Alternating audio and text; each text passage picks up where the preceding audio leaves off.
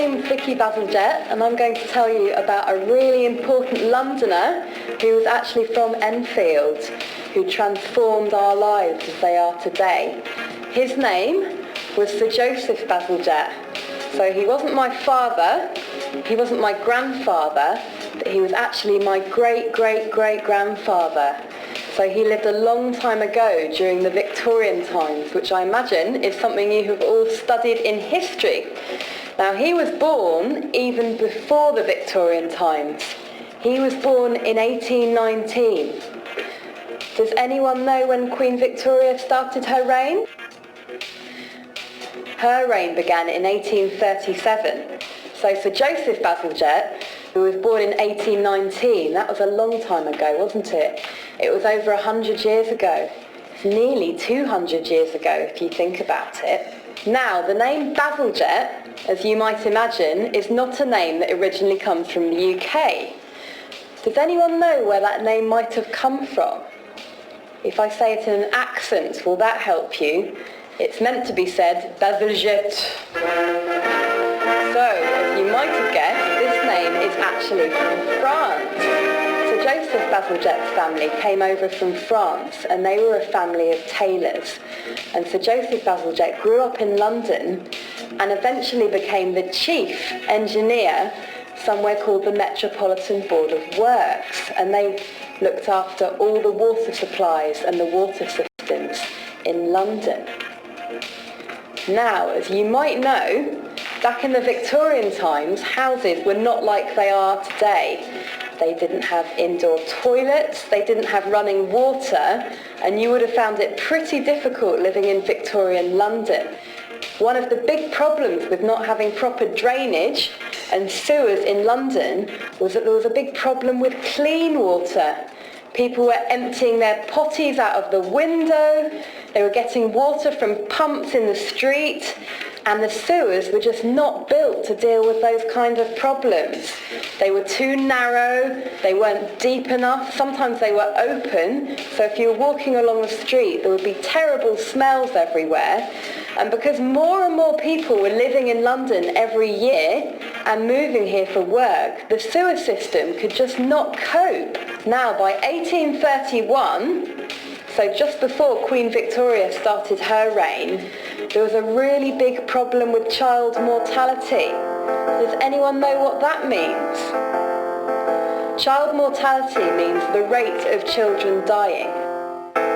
So by 1837, child mortality, and when we talk about that we mean children from babies up to the age of 5, was nearly 50%.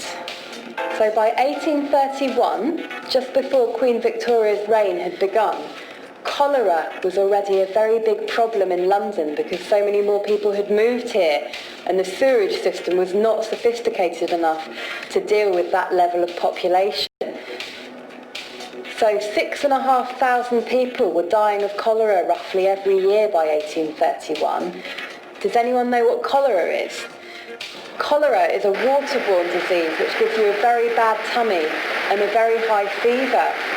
And in the 19th century, in the Victorian times, there weren't any antibiotics to cure people of this disease. So in 1831, 6,500 people died of cholera.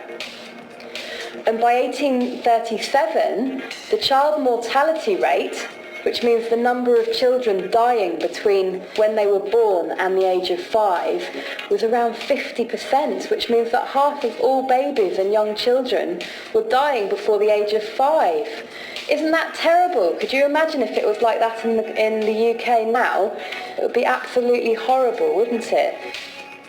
So it was recognised that we had a really big problem in London that we had to deal with in terms of the health of the public. What is an engineer, and how did Sir Joseph Bazalgette help to solve this problem in London?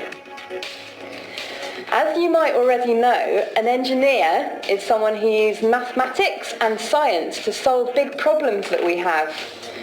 An engineer is not someone who mends your boiler or mends your car. That is a different kind of job, but an engineer is someone who spends a lot of time studying and works very hard to sort out public problems, a civil engineer in fact. So by 1848, there was another huge cholera epidemic, and this time tens of thousands of people were dying because the population of London had continued to expand. And the members of Parliament were worried, and the doctors were worried, and Sir Joseph Bazalgette and other engineers in London knew they had to do something to solve the problem. In 1858, the Great Stink happened, which I'm sure you can imagine by the name is not something particularly pleasant. The Great Stink refers to the time when the River Thames in London smelt so bad that anyone walking past the river wanted to be sick and had to hold their nose to block out the smell of the Thames. In fact, as some of you might know, the Houses of Parliament, where the government sits, is right next to the River Thames. And it was so stinky there that the members of Parliament, the MPs, were refusing to go into work because they couldn't concentrate. And because the MPs are the people who look after the money in this country, they decided that it was extremely important to solve this problem. The Thames stank, the water wasn't clean, lots of people were getting cholera and being sick, and children weren't living very long. So they allocated £3 million to sort out this problem. And Sir Joseph Bazalgette was the engineer who had the task of doing it. Now, £3 million is a lot of money today. But back in 1858, that was a huge amount of money, a bit more like having £3 billion to play with. So Sir Joseph Bazalgette started in earnest transforming the sewers of London. They dug deeper tunnels under the Thames, they dug a whole network of smaller tunnels, and all these tunnels went from central London out to the sea to take all the sewage out of London, away from where all the people were living.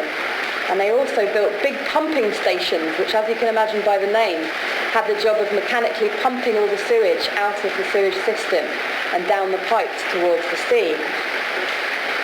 Now this job, as you can imagine, was not a quick fix. It took Sir Joseph Bazalgette and his team more than 20 years to complete. However, by the late 1880s, this project was complete, and the people of London were living in much cleaner circumstances. People weren't dying of cholera anymore, but in other European countries, they were still having huge problems with cholera, but in the UK, everything had been sorted, and we were leading the way in terms of engineering in the rest of the world. Now, I love this story because, firstly, a relative of mine was one of the key people who helped to change our city for the better and make it a safer place to live. So I'm pleased because he's my relative, but also just very proud that we managed to sort out this problem in London and show the rest of Europe how to deal with public health effectively. I think it's an interesting thing to think about, and it shows that someone with a good idea who studied hard can transform the lives of other people. So, in order to be an engineer, you have to enjoy science, enjoy mathematics, and think hard about how you can use these subjects to solve problems. If people like Sir Joseph Bazalgette hadn't studied hard at school and gone to university to study engineering, then we wouldn't be able to solve these kind of problems in our country, and we'd still be emptying our potties out of the window and drinking water from pumps in the street. So it's a good idea to think about these things and think about how you perhaps can make things different for us in the future and transform the way that we live.